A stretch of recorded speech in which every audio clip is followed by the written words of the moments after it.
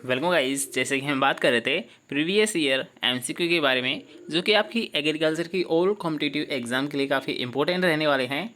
और याद रखिए, यहाँ पर जितने भी क्वेश्चन है वो आपको दोनों लैंग्वेज में, मतलब इंग्लिश और हिंदी दोनों में अवेलेबल मिलेंगे। तो याद रखिए, सारे ही क्वेश्चन इंपॉर्टेंट है, तो सभी को एक बार ज़रूर देख लीजिएगा। पार्ट फर्स्ट में हमने 25 क्वेश्चन को कर लिया है, तो अगर आपने पार्ट फर्स्ट नहीं देखा है तो आप प्लेलिस्ट में जाकर विजिट कर सकते हो। चलिए आज की इस क्लास को स्टार्ट करते हैं। तो आज का हमारा फर्स्ट क्वेश्चन है कि उत्तर भारत में शकरकंद की लताओं को रोपने का उपयुक्त समय कौन सा होता है। ठीक है, यहाँ पर बात की गई है स्वीट पोटैटो की, मतलब शकरकंदी की। तो अगर याद रखिए, इसका अगर आपको पूछा जाता है जो प्लांटेशन किया जाता है वो कब किया जाता है, तो ये किया जाता है, याद रखिए आप, जून से जुलाई के मंथ है। नेक्स्ट क्वेश्चन की यहाँ पर बात करेंगे, जो कि काफ़ी अच्छा क्वेश्चन है और आपको एग्जाम में पूछा जा सकता है कि मटर के बीज के अंकुरण हेतु उपयुक्त तापमान कितना होता है। तो आपके सामने ऑप्शन से आप देख भी सकते हो। आप साथ साथ याद रखिए, आप साथ साथ कमेंट करते ही चले, ताकि आपको भी यहाँ पर क्वेश्चंस की प्रैक्टिस भी होते रहे और आपको भी क्वेश्चंस याद होते रहे। ठीक है, तो याद रखिए, अगर हम बात करेंगे अंकुरण हेतु तापमान, तो कितना होगा, 0.22 डिग्री सेंटीग्रेड तापमान। चलिए नेक्स्ट क्वेश्चन यहाँ पर बात करेंगे अब, जिसमें आपको पूछा गया है कि निम्न में से मिर्च की लीफ कर्ल वायरस। कई बार तो ये आपको ऐसे भी पूछ लिया ऐसा है कि जो लीफ कर्ल होता है ये कैसे होता है या फिर किससे होता है। तो याद रखिए, जो लीफ कर्ल होता है ये एक वायरस जनित रोग है, जिसे फैलाने का कार्य किसके द्वारा किया जाता है, इंसेक्ट के द्वारा किया जाता है। चाहे वो आपका एफिड भी हो सकता है या फिर वाइट फ्लाइड, कोई भी हो सकता है। ठीक है, अलग अलग आपकी जो क्रॉप दे रखी है उनमें अलग अलग इसके जो ट्रांसमिटेड करता है, मतलब ट्रांसमिटेड बाय फैक्टर है, वो अलग अलग हो सकता है।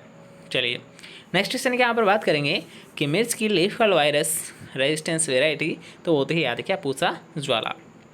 नेक्स्ट क्वेश्चन के यहाँ पर बात करेंगे कि फूल गोभी के लिए बीज दर ग्राम प्रति हेक्टेयर कितनी रखी जाती है।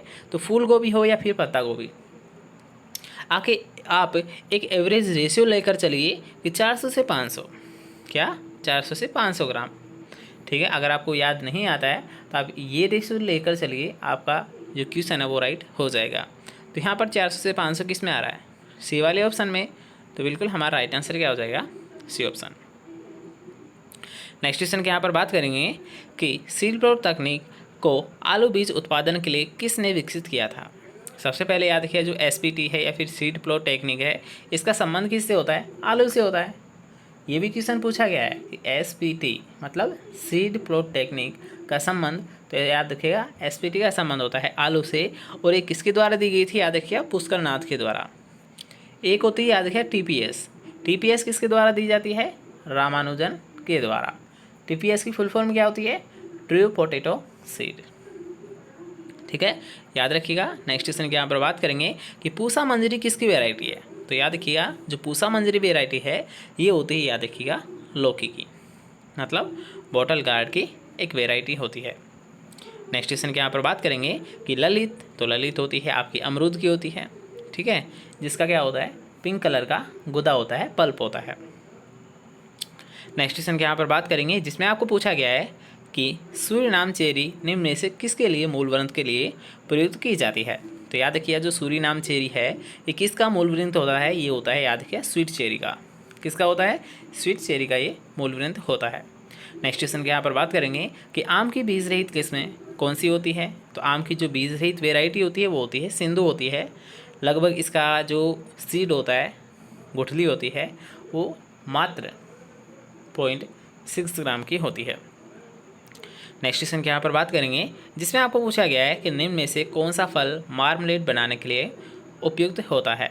अब याद रखिए, सबसे पहले तो जो मार्मलेड होता है ये किससे तैयार किया जाता है या फिर किन फलों से तैयार किया जाता है। जो मार्मलेड होता है, याद रखिए, नींबू वर्गीय फलों से तैयार किया जाता है। किससे किया जाता है, नींबू वर्गीय फलों से ये तैयार किया जाता है। तो यहाँ पर आप देख सकते हो, नींबू वर्गीय का जो एग्जाम्पल आपको दे रखा है वो होता है संतरा, मतलब संतरा से मार्मलेड को आसानी से तैयार किया जा सकता है। नेक्स्ट क्वेश्चन यहाँ पर बात करेंगे कि जड़ का कौन सा भाग जल और खनिजों को शोषित करता है। तो वो होता है, याद रखिए, मूल रोम। जो मूल रोम होता है, रूट हेयर्स भी जिसे हम बोलते हैं, तो याद रखिए, इस मूल रोम के द्वारा ही जो जल और खनिज लवण है उनको अवशोषित किया जाता है, एब्जॉर्प्शन किया जाता है। अगर हम बात करते हैं स्टोमेटा किसके द्वारा नियंत्रित होता है, तो जो स्टोमेटा होता है, ठीक है, स्टोमेटा मतलब रंध्र, तो रंध्रों का जो नियमन किया जाता है वो किसके द्वारा किया जाता है, पहले आप ऑप्शन से देख लीजिए। नाइट्रोजन, फास्फोरस और पोटेशियम और कैल्शियम। तो याद रखिएगा, अगर हम बात करेंगे पोटेशियम, तो जो पोटेशियम होता है याद रखिए रंध्रों का नियमन करता है, मतलब रंध्रों का खोलना और बंद होना, ये दोनों किस पर डिपेंड करता है? पोटेशियम पर करता है। ओके, चलिए नेक्स्ट क्वेश्चन यहाँ पर बात करेंगे कि वाष्पोत्सर्जन किसके द्वारा मापा जाता है। तो याद रखिए, अगर आपको पूछा जाता है वाष्पोत्सर्जन तो ये किसके द्वारा मापा जाता है? पोटोमीटर के द्वारा। किसके द्वारा मापा जाता है? पोटोमीटर के द्वारा ये मापा जाता है। नेक्स्ट क्वेश्चन के यहाँ पर बात करेंगे कि कैल्शियम किसका एक प्रमुख अवयव होता है। तो कैल्शियम होता है याद रखिए कोशिका भित्ति का। किसका होता है? कोशिका भित्ति का होता है, या फिर क्लोरोप्लास्ट का होता है। वैसे याद रखिएगा, अगर आपको क्लोरोप्लास्ट का पूछा जाता है स्पेशल तौर पर तो मैग्नीशियम होगा। मैग्नीशियम अगर आपके ऑप्शन में नहीं हो तो कैल्शियम होगा।